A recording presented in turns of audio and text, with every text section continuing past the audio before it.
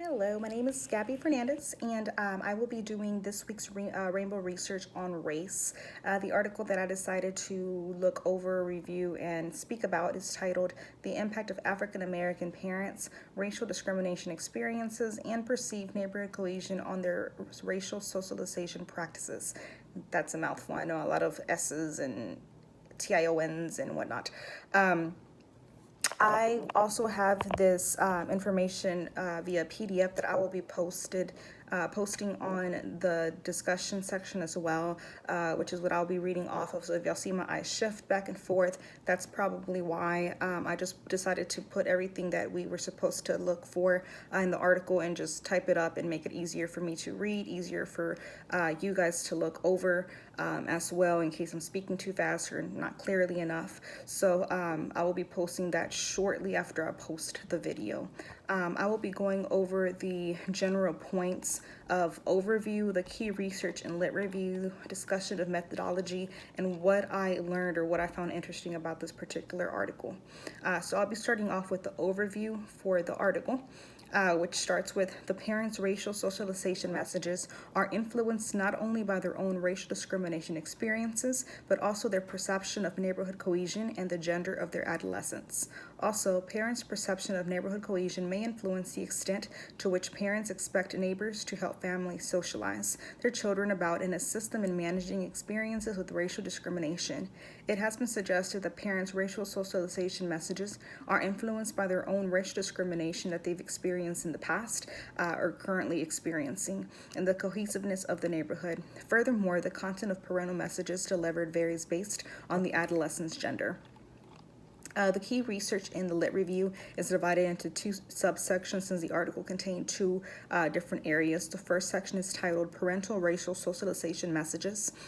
Three commonly reported racial socialization messages are cultural and socialization, preparation for bias, and promotion of mistrust. Preparation for bias messages communicate awareness about racial discrimination and often provide strategies on how to cope with experiences of racial discrimination.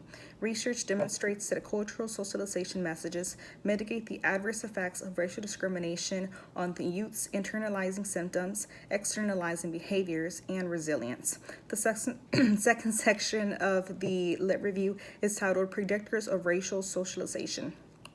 The racial socialization literature suggests that parents' experiences with racial discrimination influence the type and amount of racial socialization messages they deliver.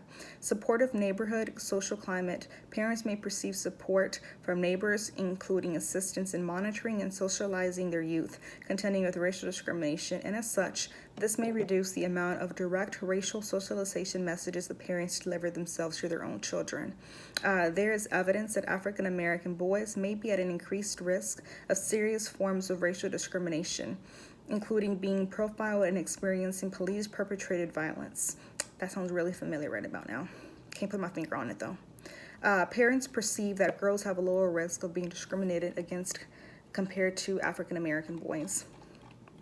The discussion of methodology wasn't too direct in the article, so I just looked over it, gathered the sampling that they contained, to see if they had any past studies that they looked at to conclude their current study, and this is what I gathered. So the current study used structural equation modeling, also known as SEM, to investigate whether the association between parents' racial discrimination experiences.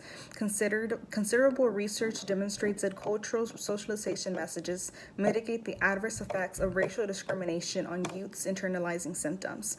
Socialization varied according to parents' perceptions of neighborhood cohesion and adolescents' gender. The data for the current study comes from the Family and Community Health Study, also known as FACHS. FACHS is a large-scale, multi-site study of 889 African American families living in Iowa and in Georgia. The timeframe took place between April 2002 and August 2003, and between March 2005 and August 2006. Each family had a self-identified African American child in the 5th grade between the ages of 10 and 12. Parental racial discrimination was assessed. In this general area, an example question would be, how often have you been treated unfairly because you're African American? Parental perception of neighborhood cohesion was also measured. An example question of this section would be, can people in this neighborhood be trusted? And lastly, parents racial socialization was also assessed. And an example question for this area would be, how often in the past year have you celebrated cultural holidays of your child's ethnic group?